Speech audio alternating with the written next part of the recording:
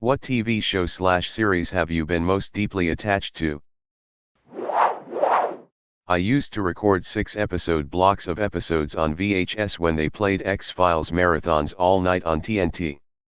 Then devour them the following day after school. I got into the show when I was 13. I used to play a tape of episodes every night and fall asleep to it on very low volume. There was a nice run of episodes in season 6 that were my particular favorites to sleep to. Watching the show now brings me right back to those cozy memories. Star Trek. I grew up watching the old original series reruns with my dad, and fresh episodes of TNG when it aired. I watched most of DS9 but lost interest a couple seasons in when it was on. Voyager was probably my favorite of them all, and it's the one I watched the most frequently, those late night reruns especially. Then there's Enterprise, which came out when I was having a rough time in my life. It wasn't the best, but it was nice in a familiar way, but that fucking theme song was the worst. Now Disco, which is, well, it's not great but it's watchable. This is what I love about the show. I consider it hard sci-fi, as in physics must still apply and tech needs to be driven from science. The fact they wear magnetic boots to walk around in zero gravity instead of artificial gravity. And how the science of air and temperature in a vacuum affect you. What's that? You've been shot. Good luck fixing that without gravity. I really love this show and wish it pioneers more in this genre. The early season were airing while I was in high school, and it's tied to a lot of memories and just the general feeling of that time for me. I watched it with my first girlfriend, watched it stoned with my friends, watched it just by myself when I felt overwhelmed with the world.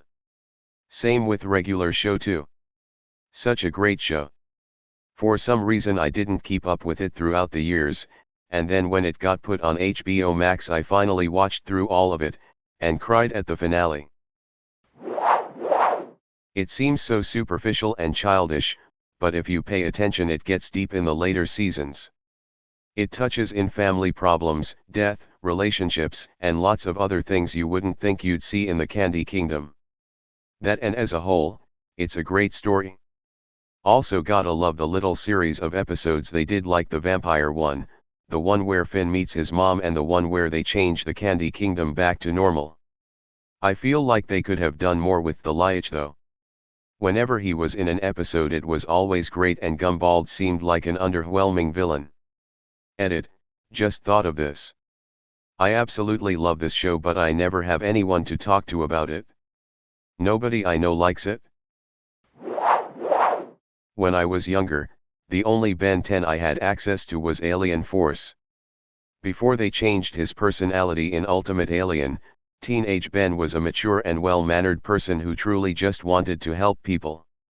I think in a time where many main characters were made loud and obnoxious because most kids liked that, Alien Force showed me that you can do great things because it is the right thing to do and not because it makes you a cool celebrity that everyone likes.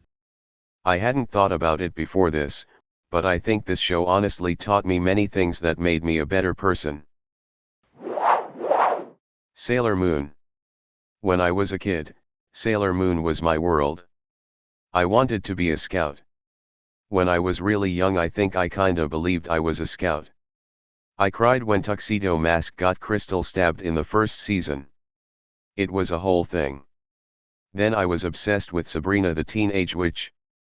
Watched every episode, had all the books, had the dolls. I would always hope I'd wake up levitating.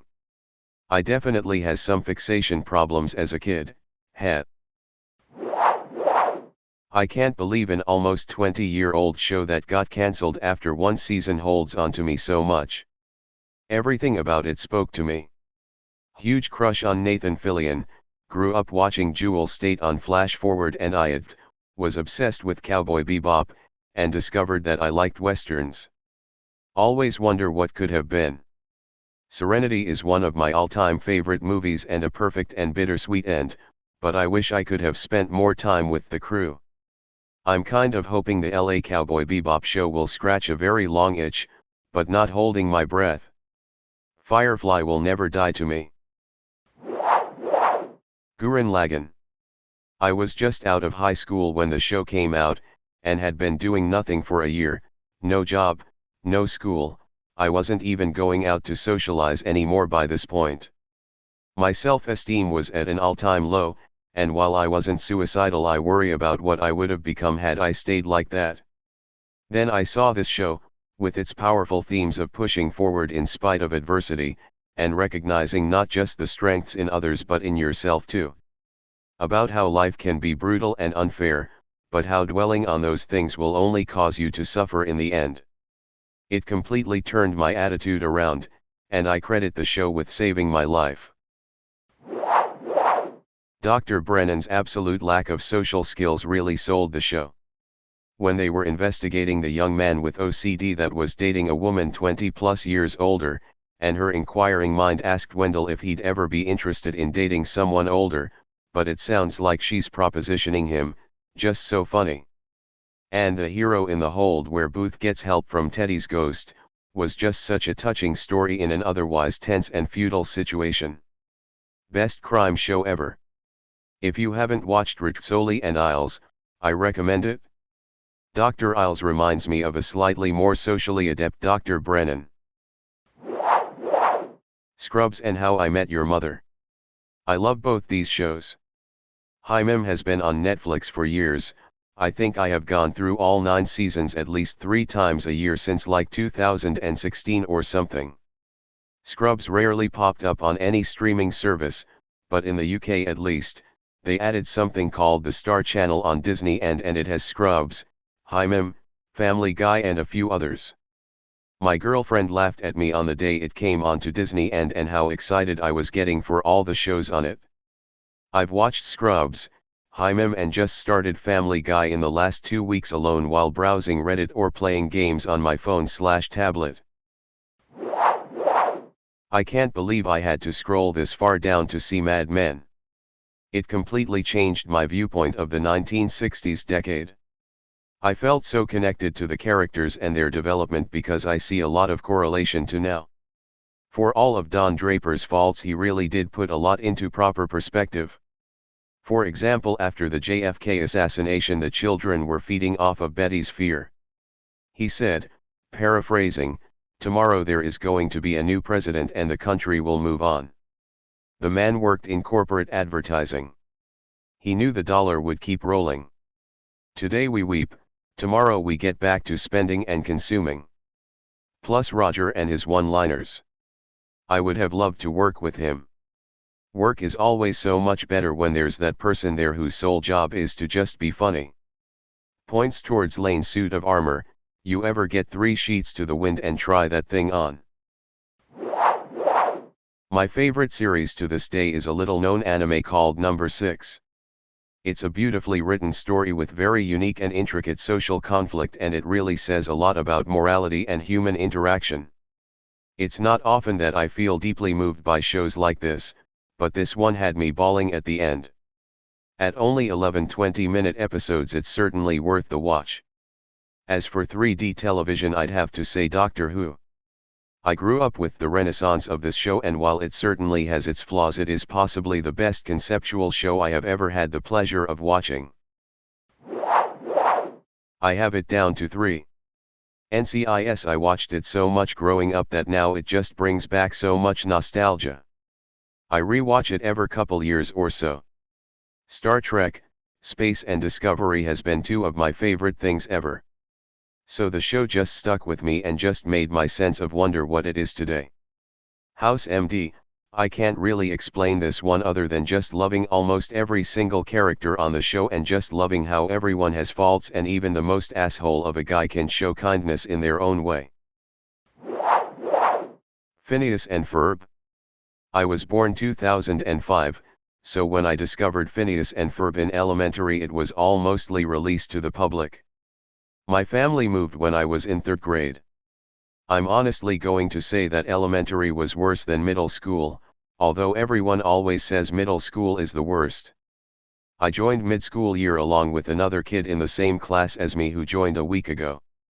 When I was introduced and new, no one talked to me. Every time I striked up a conversation they pretty much ended up in people going away to talk with someone else they thought was more interesting. Then I also found 5 fake friends whom I thought were my friends but secretly bullied me and made fun of me behind my back. Having fake friends is better than having no friends. No, absolutely not. You can't imagine the agony of realizing the only friends you had revealed they really didn't like you. This new kid that joined a week after me also got all the praise. When they were introduced everyone wanted to be partners and wanted to play with them at recess. Every day they became more and more popular. I was left out in the rain though. Then when my family officially moved into our new house, I realized my best friends from my old place ditched me. No phone calls, and that was my only way to talk to them. They kinda ghosted me, although I was the nice popular kid back in preschool first and second. I found out about Netflix and Phineas and Ferb in fourth and seeing the episodes was like watching all my problems rushing away like a tsunami. I didn't feel worse that this was a TV show about having friends, I saw it as just the kind of fun I think about and want to do, than seeing it in action in their wacky ways. I'm not going to be dramatic and say it saved me and all, but it made me feel better about the struggles of moving, and just being a kid and being happy. Samurai Jack. More specifically the 5th season. I've always been obsessed with samurais and the culture/artwork/story that surrounds them. I loved the darker tone of the season as it really brought Jack's internal battle to a whole other level that I wasn't expecting. My favorite was the samurai demon that represented seppuku. He'd appear when Jack would start to lose the last essence of hope. I'm a sucker for a love story as well and I think they delivered it in such a beautiful way. Ashi's character arc felt very organic and flowed so well with what Jack was trying to show and teach her. The awkward moments they'd encounter when they realized they had feelings for each other. Seeing her save his life as he was about to kill himself. Absolutely beautiful symbolism throughout the whole series. Jax and I shared many of the same struggles. I've fought that long, never-ending battle of suicidal idealization. I almost came close in 2015 after overdosing until a girl found me and called 911. She literally saved my life. Seeing Jack persevere through his lowest lows and still fight on really struck a chord with me. The ending left me in tears for a long time. He endured so much pain and suffering, he almost had the happy ending he deserved until it was taken away. Years went on and I never got any closer to that much needed closure I needed, until the video game came out. That secret ending, I bawl my eyes out every single time. The creators agreed that it was now the true, canon ending. It's the happiest cry I've had in what feels like forever. I know it might seem silly to get so invested in a cartoon, but it really did resonate with me on a. It's ridiculous, but it's My Little Pony friendship is magic. My best friend had just stabbed me in the back, I was visiting my brother's family to soothe the wound. My niece, 6-ish, asked me to watch the show so she could have someone to talk to about it with. So I started watching and downloading episodes. I ugly cried for every single episode. It taught me that the person I thought was my best of friend, was just someone manipulating me with the promise of friendship. That show taught me what real friendship is. My niece had forgotten about her request by the time I told her I watched it all. Scrubs and Hi Mim. Let's put aside Scrubs Season 9 which was basically a spin-off and the ending of Hi Mim. I loved those characters and love the actors and actresses. When I binge watch them I still come out feeling as though I'm a part of the group and very invested in their stories, even though I know what's going to be happening. That's when you know it's a good show.